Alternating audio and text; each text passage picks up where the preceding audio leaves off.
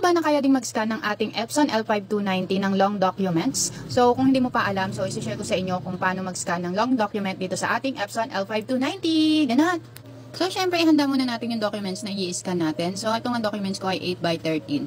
And then, next naman, punta tayo sa My Computer, punta tayo sa Control Panel, and then punta tayo sa Devices and Printers, and then hanapin nyo yung printer nyo na Epson L5290. So, yun sa akin is Epson L382 na dahil binaypass ko nga ang aking Epson L5290. So, start scan natin, punta tayo dito sa Source. So, hanapin nyo yung feeder, and then dito tayo sa Paper Size, punta kayo dito sa 8.5 by 13. So, pwede rin siya sa legal size mga bebe, 8.5 by 14.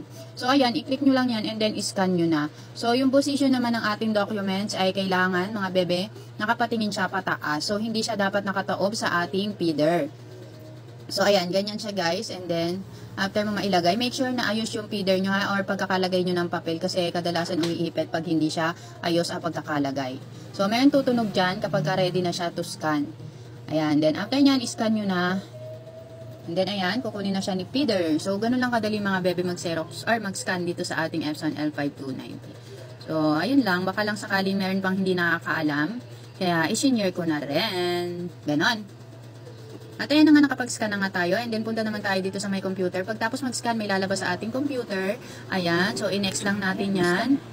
And then, pagka-next natin, ayan, import lang natin para ma-save na siya sa ating computer. At, ayan na. So, nakapag-scan na tayo ng 8.5 by 13 na documents. So, yun lang guys. So, sana nagustuhan yung video ko. Thank you for watching. Bye!